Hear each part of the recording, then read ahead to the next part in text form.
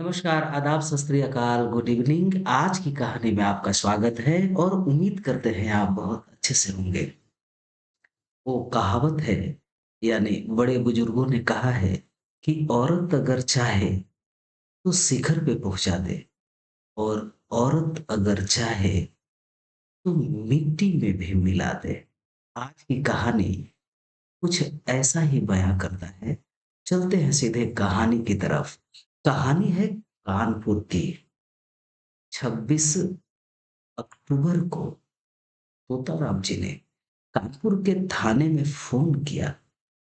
था कि साहब, मेरा बेटा है, वो 2 दिन से घर वापस नहीं आया है और हम सब परेशान हो रहे हैं कि आखिर वो है कहाँ?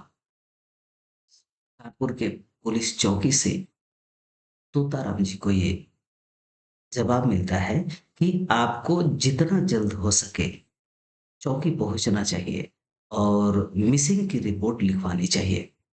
तोताराम जी जल्दी-जल्दी थाने पहुँचते हैं और अपने बेटे की मिसिंग रिपोर्ट को लिखवाते हैं। मिसिंग रिपोर्ट लिखवाने के बाद पुलिस उनके बेटे की तलाश करना शुरू कर देती है। पूरे शहर में देखती है, जहाँ-जहाँ कहीं किसी भी प्रकार का कोई दुर्घटना हुआ है, वहाँ भी तलाश करती है। लेकिन अभी वो उनका लड़का अभी मिलता नहीं है और पुलिस अभी तलाश कर रही है। तब तक हम लोग चलते हैं तोताराम जी के बेटे की तरफ। तोताराम जी के बेटे का नाम संजय। करीब 13 साल पहले तोताराम जी ने कन्नौज की सुमन के साथ अपने संजय की शादी किया था। यानी सुमन वेड्स संजय, संजय वेड्स सुमन का बोर्ड लगा हुआ था उनकी शादी में। दोनों बड़े खुश थे और अपनी ज़िंदगी की शुरुआत करते हैं। समय बीतता है, दोनों में स्नेह प्यार तो होता ही है और 2 बच्चे होते हैं। अपने दोनों बच्चों को लेकर कानपुर की ही फैक्ट्री में संजय काम कर रहा था। काम करने जाता था, काम करके वापस आता था, अपने घर पे रहता था और पिताजी संजय से अलग दूसरे घर पे वो रहते थे। संजय अपनी पत्नी और बच्चों के साथ खुश रह रहा था।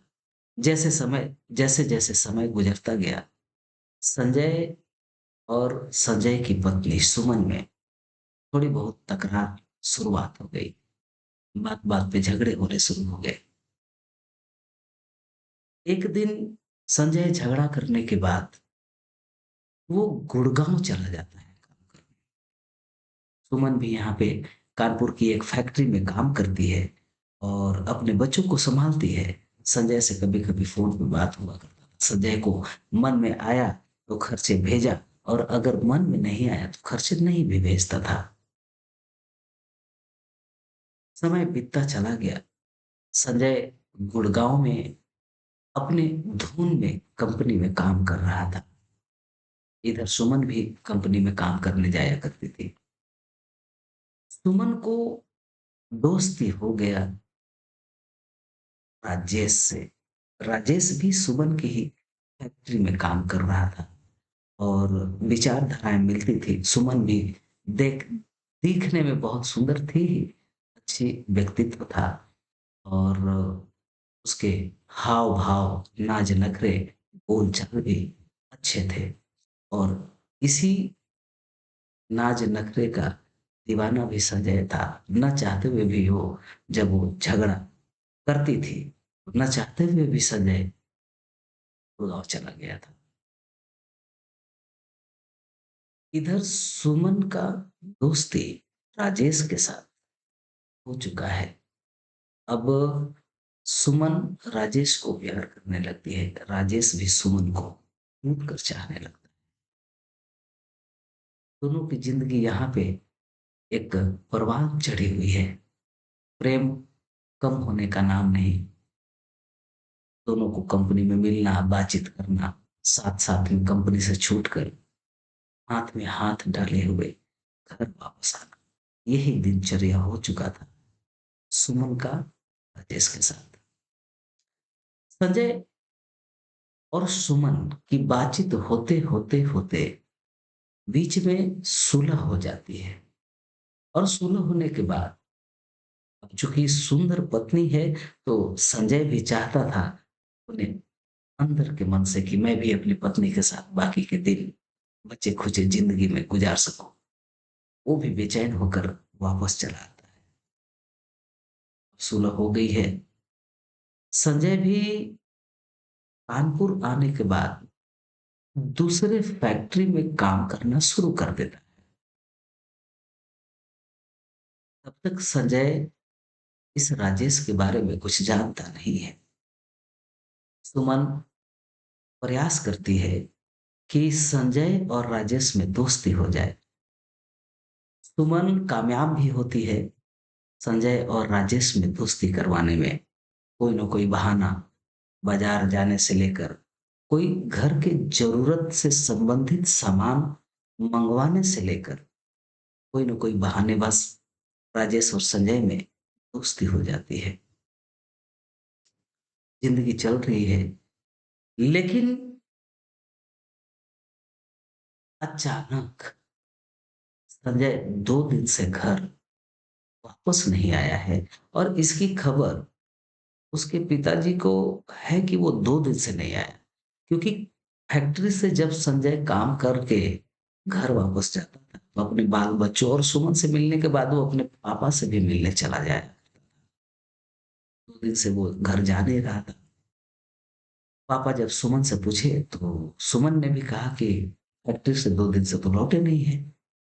हम भी परेशान हैं, बच्चे भी परेशान हैं। कहाँ गए कुछ पता नहीं चल रहा है। तो घबरा कर तोताराम ने कानपुर के थाने में मिसिंग की रिपोर्ट लिखवाई। पुलिस है कि चारों तरफ अपने तौर तरीके लगाकर ढूँढने का प्रयास करे, लेकिन कहीं से कोई भी क्लू मिल नहीं रहा है। पुलिस संजय के घर यानी सुमन के पास आती है और सुमन से भी पूछताछ करती है कि सुमन आपको कुछ पता है क्या कि संजय कहाँ है? सुमन सीधे मना कर देती है, साहब मैं भी तो दिन में चली जाती हूँ फैक्ट्री में और शाम को आती हूँ बाल-बच्चों के साथ खाना बनाना और खाना रहता है। तो मैं नहीं जा पाती और मैं जानती भी नहीं हूँ वो कहाँ है। हम भी इंतज़ार कर रहे हैं, बच्चे परेशान हो रहे हैं। पुलिस कहती है कि ठीक है, कोई बात नहीं है। पुलिस अपने तौर तरीके के हिसाब से अब समय बीतता जा रहा है। 2 दिन से 3 दिन, 4 दिन, 5 दिन, 6 दिन, 7 दिन, 8 दिन हो गए। लेकिन संजय का कोई अता-पता और कोई सुराग भी मिल नहीं रहा। है। संजय गया कहाँ? पत्नी को पता नहीं, राजेश को पता नहीं, पिताजी खुद एफआईआर लिखवाए हुए हैं। तो आखिर संजय फैक्ट्री से गया कहाँ? पुलिस परेशान हो रही है। संजय को ढूँढने का प्रयास करें, लेकिन किसी भी प्रकार का कोई क्लू मिल नहीं रहा है। पुलिस ने एक जो अपनी विधि है, वो लगाती है कि सुमन के नंबर को सर्विलांस पे रख देती है। संजय के नंबर को सर्विलांस पे रख देती है और इसी 7-8 दिन के अंदर पुलिस को ये सूचना मिलता है कि सुमन संजय के फैक्ट्री में उसकी सैलरी को लेने आई हुई है। बस क्या था, पुलिस सीधे पहुंचती है सुमन के पास और सीधे कहती है कि अब आपको यहाँ पे जवाब नहीं देना है, सीधे थाने चलकर जवाब आपको देना है। सुमन घबरा जाती है, परेशान हो जाती है। सुमन थाने में है और पुलिस अपनी पूछताछ कर रही है कि सुमन अच्छे से बताओ कि बात क्या है? और संजय की सैलरी आप क्यों लेने गए?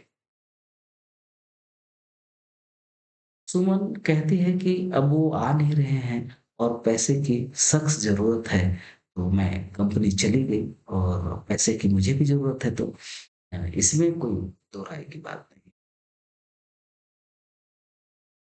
तोताराम ने एफआईआर लिखवाया था मिसिंग का 26 अक्टूबर को। पुलिस के पास जब सर्विलांस का टोटल रिपोर्ट आता है नंबर्स का, ट्रेसिंग रिपोर्ट नंबर का जब आता है पुलिस के पास, तो पुलिस ये देखती है कि संजय के नंबर यानी 25 तारीख के रात को संजय के नंबर के साथ एक और नंबर है जो साथ साथ काफी देर तक रहा है। वो घंटों तक दो नंबर्स साथ में रहे हैं। पुलिस संजय के नंबर के अलावे जो नंबर था उस नंबर को ट्रेस करती है और सीधे पहुंच जाती है उस नंबर वाले के पास। नंबर फैक्ट्री में ड्यूटी कर रहा होता है। उस नंबर के मालिक का नाम था राजेश, यानी संजय का दोस्त। पुलिस राजेश को उठाकर लेकर आती है थाने। अब सुमन जी और राजेश जी दोनों एक जगह पे हैं। पुलिस अपना रवैया अपनाती है सख्त। पुलिस सुमन को अपने तौर तरीके से पूछताछ करना स्टार्ट करती है। राजेश से भी अपने तौर तरीके से पूछना स्टार्ट कर देती है। दोनों जल्दी टूटते नहीं हैं, लेकिन पुलिस के पास तो बहुत सारे तरीके हैं। जाओगे कहां? जवाब तो देना पड़ेगा। जब अपना पुलिसिया अंदाज में वहां के पदाधिकारी, थाना अध्यक्ष और बाकी के पुलिसकर्मी अपना अंदाज जब अपनाते हैं तो यहाँ राजेश टूट जाता है। राजेश ये कबूल करता है कि श्रीमान 25 तारीख की रात संजय मेरे साथ ही था। मैं और सुमन 5 सालों से एक दूसरे से प्यार करते हैं। एक दूसरे के बगैर हम रह नहीं सकते। जब संजय गुड़गांव से आया तो हम दोनों की परेशानियां बढ़ गई। इधर सुमन भी बेचैन थी, इधर मैं भी बेचैन था। उस दिन मैंने संजय को कहा कि चलो शराब पीने चलते हैं। दोस्ती थी, दोस्त के नाते संजय ने मेरी बात को काटा नहीं, मेरे साथ शराब पीने चला गया। अब इतनी शराब ज्यादा हो गई कि वो वहीं पे बेहोश हो गया। तब मैंने अपने फोन से फोन सुमन को किया और मैंने ये पूछा कि सुमन, तेरा पति दारू पीकर बेहोश पड़ा है, क्या करूं? सुमन कहती है, काट डालो। जैसे ही सुमन ने कहा कि काट डालो, साहब मैंने थोड़ी भी देर नहीं की और सीधे उसका गला चाकू से रेत डाला। काटने के बाद 4 से 5 टुकड़े हमने किए, प्लास्टिक में भरा, बोरी में भरा और ले जाकर फर्रुखाबाद के नाले में मैंने डाल दिया है। पुलिस के पास रिपोर्ट आ चुकी थी राजेश को उठाने से पहले कि 25 अक्टूबर के रात को वही राजेश ने सुमन के नंबर पे रात को कॉल किया था। उसका डिटेल्स भी पुलिस के पास थी, इसलिए दोनों को उठाया था। पुलिस ने राजेश को और सुमन, ये दोनों के बयान पे दोनों को सलाखों के पीछे डाल दिया। पुलिस राजेश के लाश को नाले में आज भी तलाश रही है, क्योंकि नाला बहता हुआ है, गहरा है। वो लाश गोदी में पता नहीं कहाँ और कैसे बह गया होगा। जब उसके लाश का अपडेट आएगा तो हम आपको बताएंगे जरूर। लेकिन आज ये दोनों प्रेमी और प्रेमिका सलाखों के पीछे तो जा चुके हैं। इस कहानी से हमें ये सीखने को मिलता है, क्या प्रेम में इतना अंधा हो जाया जाए, किसी की जान ले ली जाए।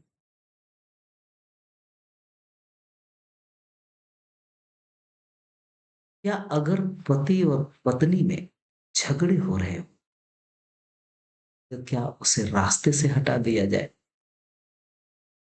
क्या उसे आपस में सुलझाया नहीं जा सकता है? सुलझाया जा सकता है, समझ और बूझ के साथ, एक दूसरे को समझ समझ कर, झगड़े को सुलझा कर जिंदगी को बेहतर तरीके से आगे लेकर जाया जा सकता है। आज की कहानी में बस इतना ही। जय हिंद, जय भारत। मिलते हैं अगली कहानी में।